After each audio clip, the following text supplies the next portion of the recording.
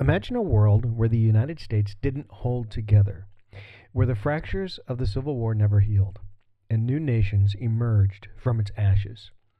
This is the story of the Confederate States of America, a nation built on division, shaped by supremacy, and defined by its relentless grip on power. Today's episode is on the CSA Wall, celebrated as a monument to freedom. It was, in truth, a towering prison built to enforce apartheid and isolate its citizens from the world. Chapter 1: The Cornerstone of Freedom. The day the CSA Wall was completed, millions of citizens gathered in the streets to celebrate.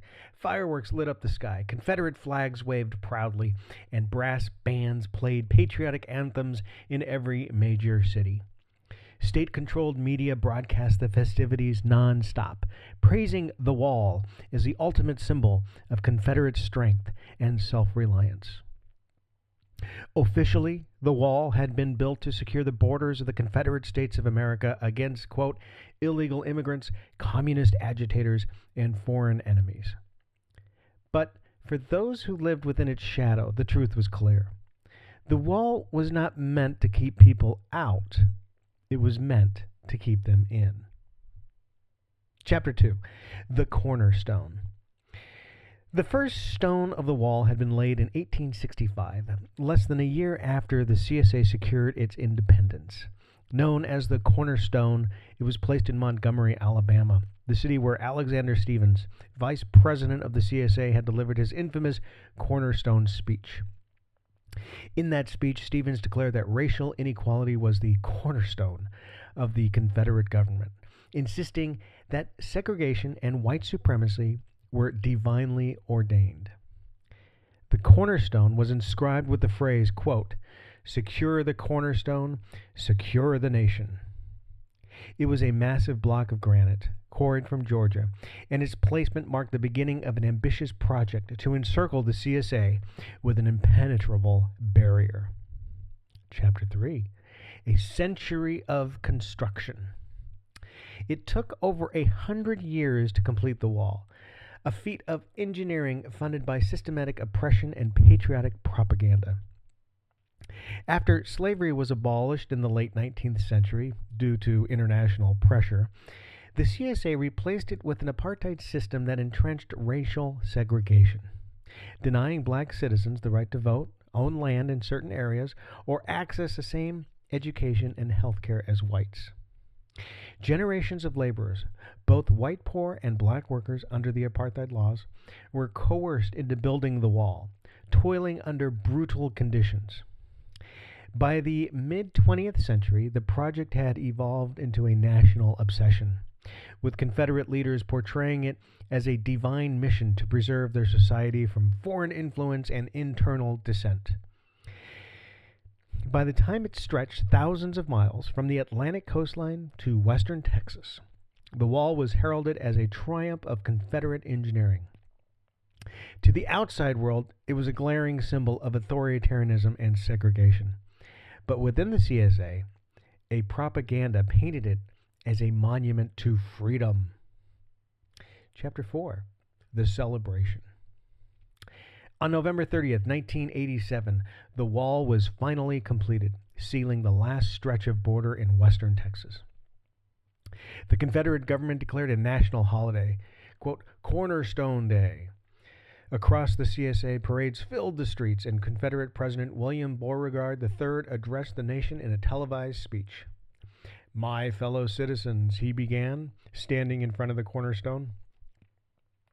"Today we celebrate the culmination of over a century of sacrifice, vision, and hard work.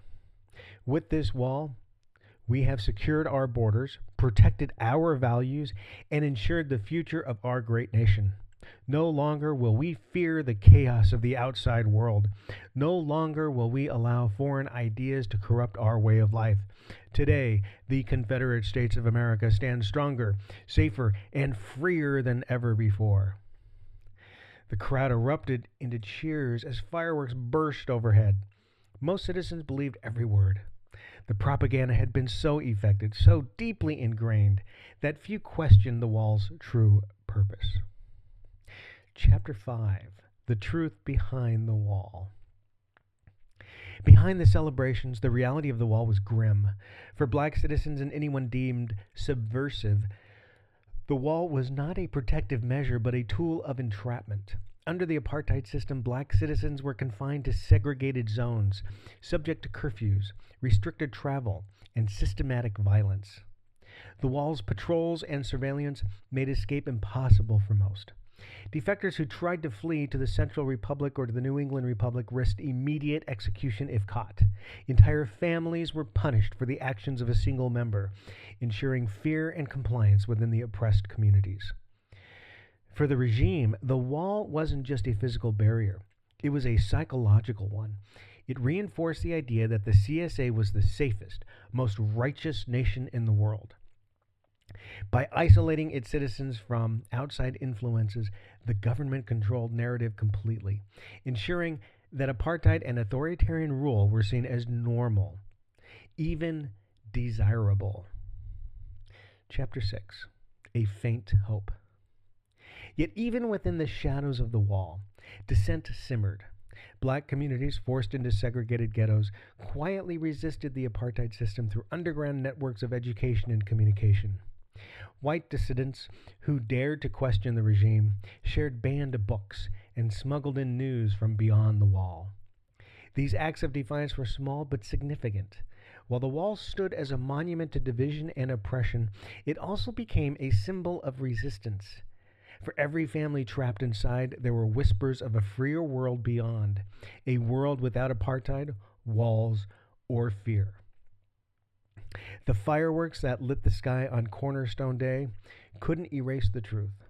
The wall was a prison for an entire nation, a barrier against progress. But cracks, however small, had already begun to form. Someday, they would grow large enough to bring it down. Well, I hope you enjoyed this episode of the Fractured States of America. You can find out more at my website, tfhcalifornia.com, and I will be producing more of these mini episodes. So enjoy.